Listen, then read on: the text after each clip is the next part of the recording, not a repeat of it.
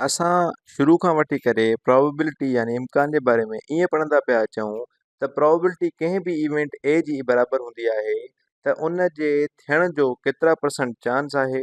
यानी इहो जेको वाक़ियो आहे ए उन जे थियण जो केतिरो माना केतिरा मौक़िया आहिनि, केतिरा वाक़िया आहिनि जंहिंमें ए थिए थो। ऐं उन खे असां वंड पिया कयूं जेके तमामु इम्कान हुया या तमामु जेके बि इवेंट्स हुया, जेके बि वाक़िया हुया उहे थी सघनि पिया, त असां उन सां वंड पिया कयूं। त इन तरीक़े सां असां प्रोबेबिलिटी खे पहिरियां कढूं पिया या पढ़ूं पिया। ऐं अगरि असां प्रोबेबिलिटी कंहिं हेड्स कढण जी कयूं कंहिं बि सिके में, त असां वटि इम्कान हुया ॿ, छाकाणि त हेड्स अची सघे पियो या टेल्स अची सघे पियो। ऐं हेड्स हिकु इवेंट हुयो त मतिलबु हिकु भाङे ॿ प्रोबेबिलिटी निकिरे पई हेड्स अचण जी। ऐं साॻे तरीक़े सां जॾहिं असां छके जी प्रोबेबिलिटी पढ़ी हुईसीं त अगरि उन में असां कंहिं बि नंबर जी, फॉर एग्ज़ाम्पल हिकु नंबर आहे जेको इवन आहे, उन जी प्रोबेबिलिटी असां कढूं पिया त असां वंड कयूं पिया 6 सां, छाकाणि छके खे 6 मुंहं हूंदा आहिनि ऐं 6 मां 3 मुंहं अहिड़ा आहिनि जेके ॿधी अंग आहे, त असांजी 3 भाङे 6 या 1 भाङे 2 प्रोबेबिलिटी निकिरे पई। असां वटि हिकिड़ो इहो तरीक़ो हुयो जंहिंसां असां प्रोबेबिलिटी खे पढ़ंदा पिया अचूं ऐं सम्झंदा पिया अचूं। पर हाणे असां हिकिड़े ॿिए तरीक़े सां प्रोबेबिलिटी खे पढ़ंदासीं जंहिंमें असां वटि इक्वली लाइकली इवेंट्स न हुजनि। त मां हिननि जे विच में लाइन ठाहे छॾियां थो हिकिड़ी, त मतिलबु इहे तरीक़ो उहो आहे जेको असां पढ़ियो आहे। ऐं हाणे असांखे अहिड़े तरीक़े सां पढ़णो आहे जंहिंमें असां वटि इक्वली लाइकली इवेंट्स न आहिनि। मतिलबु त कंहिं बि वाक्य जे थियण जा इम्कान वधीक हुजनि या घटि हुजनि। मिसाल मां हिकिड़ो सिको ठाहियां थो। हाणे हे जेको सिको आहे इहो हिकिड़ो फेयर कॉइन न आहे। फेयर कॉइन मतिलबु त फेयर कॉइन में 50% प्रोबेबिलिटी या इम्कान हूंदो आहे हेड अचण जो या टेल अचण जो। पर हे जेको सिको आहे इन सिके में मां हिकिड़े पासे ॾांहुं वज़न ॾेई छॾियां थो। त हाणे असां वटि इहो सिको आहे जंहिंमें हिकिड़े पासे ॾे मां मतिलबु कि हेड्स ठाहियो आहे ऐं साॻी तरीक़े सां उनजे पोएं पासे ॾे असां वटि टेल्स थींदो, छाकाणि त सिके जा 2 मुंहं थींदा आहिनि। पर हीउ जेको सिको आहे उहो आम सिको न आहे। इन सिके में मां वज़न ॾिनो आहे ऐं वज़न ॾियण जे करे इन जो हिकिड़ो पासो वधीक भारी आहे, वज़नाइतो आहे ऐं उन पासे किरण जो चांस वधीक आहे। त आम तौर ते असां वटि प्रोबेबिलिटी हूंदी आहे 1 भाङे 2 कंहिं बि पासे जे अचण जी। पर हाणे मां चवां थो त हिन में जेको हेड्स अचण जी प्रोबेबिलिटी आहे उहा 1 भाङे 2 खां वधीक आहे, छाकाणि त उहा 60% आहे ऐं जेको वज़न आहे उहो हेड्स जी तरफ़ वधीक आहे। यानी असां वटि जेका प्रोबेबिलिटी थींदी उहा 60% यानी 6/10 थींदी या 3/5 थींदी हेड्स अचण जी। हाणे सम्झण जी ॻाल्हि इहा आहे त असां वटि इक्वली लाइकली पॉसिबिलिटी न आहे, माना हिकु जहिड़ा ई न आहे हेड्स ऐं टेल्स अचण जी। हेड्स अचण जो जेको इम्कान आहे असां उहो वधाए छॾियो आहे ऐं टेल्स अचण जो जेको इम्कान आहे असां उहो घटाए छॾियो आहे। पहिरियां असां वटि 1 भाङे 2 प्रोबेबिलिटी हूंदी हुई, पर हाणे छाकाणि त असां हेड्स वारे पासे वज़न ॾेई छॾियो आहे त असां वटि 3 भाङे 5 थी वई आहे। मतिलबु असां वटि जेका इक्वली लाइकली पॉसिबिलिटीज़ हुई त यानी 50-50% चांस हुयो कंहिं बि सिके में हेड्स अचण जो ऐं टेल अचण जो, हाणे उहो न रहियो आहे।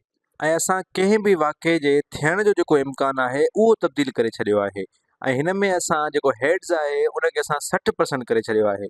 हाणे तव्हां मूंखां पुछी सघो था त 60% कीअं आयो, इहो अंग असां इन ते कीअं पुॻासीं? त इन जो जवाबु इहो आहे त थी सघे थो मां इन सिके खे खोड़ दफ़ा उछलायो हुजे, यानी माना लखें हज़ारें दफ़ा उछलायो हुजे ऐं जॾहिं मां उनखां पोइ उनखे मां कैलकुलेट कयो हुजे, मां उनखे जॾहिं हिसाबु किताबु कयो हुजे त मूंखे जेको 60% हेड्स मिलिया हुजनि ऐं 40% टेल्स मिलिया हुजनि। त मतिलबु मां इन तरीक़े सां इन नतीजे ते पहुतो आहियां घणई दफ़ा उन ते कोशिशि करे, घणई दफ़ा ट्राए करे, या मां हिकिड़ो कंप्यूटर जी का सिमुलेशन हलाई आहे जंहिंमें मूंखे ख़बर पई आहे त माना मां अगरि सिके खे उछलायां थो त मूं वटि हेड 60% अचे थो। ऐं साॻे तरीक़े सां असां जेका टेल्स आहे, अगरि हेड 60% अचे थो त असां वटि जेका प्रोबेबिलिटी हूंदी टेल्स जे अचण जी उहा केतिरी थींदी? हाणे छाकाणि त हेड्स जो अचणु ऐं टेल्स जो अचणु इहे पाण में म्यूचुअली एक्सक्लूसिव आहिनि, यानी हिकु अचे थो त वरी ॿियो नथो अची सघे ऐं ॿियो अचे थो त पहिरियों नथो अची सघे। त कंहिं बि अमल जे या वाक़िए जे थियण जो जेको इम्कान हूंदो आहे उहो 100% हूंदो आहे, यानी हिकु हूंदो आहे। अगरि हेड 60% अचे थो त असां 100 मां अगरि 60% खे माइनस कयूं, माना यानी प्रोबेबिलिटी हेड्स अचण जी माइनस कयूं, जेका असांखे ख़बर आहे त 60% आहे, त असां वटि जेको बचंदी उहा हूंदी 40%। ऐं उहा प्रोबेबिलिटी हूंदी टेल्स जे अचण जी, जेका बराबरि थींदी 0.4 जे अगरि डेसिमल में कढूं, या 4 भाङे 10 जे जेको बराबरि थींदो 2 भाङे 5 जे अगरि असांखे फ्रैक्शन में कढूं त। ऐं असां इहो चई सघूं था त अगरि असां इन सिके खे 100 लखें हज़ारें दफ़ा उछलियो हुजे त असांखे 40% यानी 100 मों 40 दफ़ा या 10 मों 4 दफ़ा असांखे टेल्स मिलियो हुजे, टेल्स भर किरियो हुजे उहो सिको, इन करे असां नतीजे ते पहुता आहियूं त इहा 40% आहे। हाणे चऊं था त असां वटि प्रोबेबिलिटी छा थींदी? त असां वटि पहिरीं सिके में बि हेड्स अचे ऐं उनखे वरी उछालियूं त असां वटि वरी हेड्स अचे, यानी असां 2 दफ़ा सिके खे उछालियूं त 2 दफ़ा असां वटि हेड्स अचे।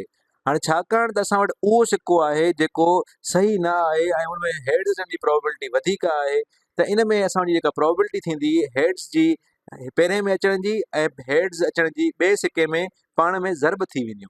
ऐं असांखे ख़बर आहे छाकाणि त असांजो सिको सही न आहे, इन में 60% चांस आहे त असां वटि हेड्स अचे, त असां प्रोबेबिलिटी ऑफ हेड्स जेका आहे उनखे 60% या 0.6 लिखंदासीं, जीअं असांखे सम्झण में आसानी थिए, ऐं उनखे असां ज़र्ब करे छॾींदासीं 0.6 सां, छो त ॿिए सिके में बि असांखे हेड्स घुरिजे थो।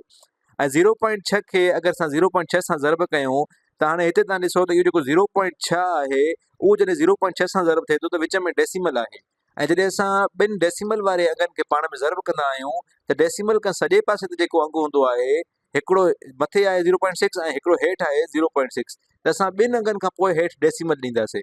हाणे हिनखे ज़र्ब था कयूं त असां वटि 6 ज़रबिया 6 36 थींदो ऐं 0 ज़रबिया 0 असां वटि 0 ई थी वेंदो, जेको असां लिखूं या न लिखूं फ़र्क़ु नथो पवे। असां वटि 2 अंग आहिनि जेके डेसिमल पॉइंट खां पोइ आहिनि, त असांजो जेको डेसिमल पॉइंट आहे 2 अंगनि खां पोइ ईंदो, मतिलबु 0.36 थी वेंदो। हिकिड़ो असां वटि 0.6 वारो 6 हुयो ऐं ॿियो असां वटि हेठि जेको ज़र्ब में 0.6 हुयो उन वारो 6 हुयो ऐं ॿई डेसिमल खां पोइ हुया, त मतिलबु डेसिमल 2 अंगनि खां पोइ थींदो। ऐं 0.36 असांजो बराबरि थी वेंदो 36% जे।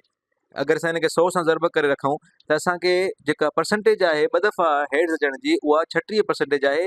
शर्त इहो आहे त असां वटि जेको इहो सिको आहे इहो हुजे, आम सिको जेको हूंदो आहे उहो न हुजे।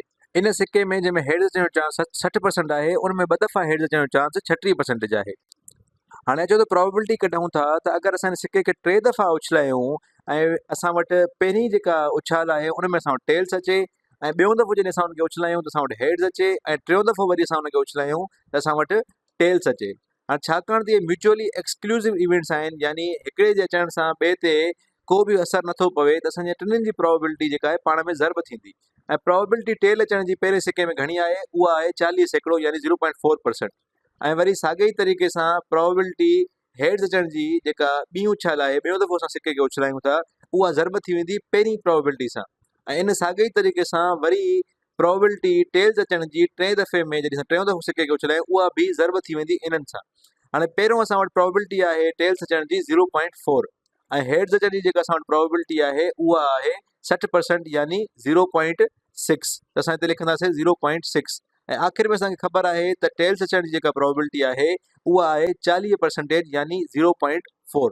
हाणे असां 0.4, 0.6 ऐं 0.4 खे वरी इन टिनिनि अङनि खे पाण में ज़र्ब करे छॾींदासीं त असांखे प्रोबेबिलिटी मिली वेंदी पहिरियां टेल्स अचणु, ॿियों दफ़ो हेड्स अचणु ऐं टियों दफ़ो टेल्स अचण जी।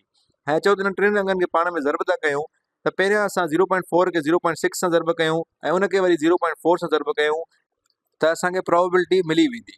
हाणे असां वटि 4 छिक थींदा आहिनि 24, ऐं 24 खे अगरि असां 4 सां ज़र्ब कयूं त असां वटि 24 ज़रबिया 4 थींदो आहे 96, त असां हिते लिखंदासीं 96। हाणे ॾिसो त केतिरा अंग आहिनि जंहिंखां पोइ असां वटि डेसिमल आहे। हिकु त असां वटि आहे 0.4 वारो 4, वरी 0.6 वारो पॉइंट आहे, ऐं उनखां पोइ आख़िर में असां वटि 0.4 वारो बि हिकिड़ो डेसिमल पॉइंट आहे, त मतिलबु असां वटि थींदो 0.096।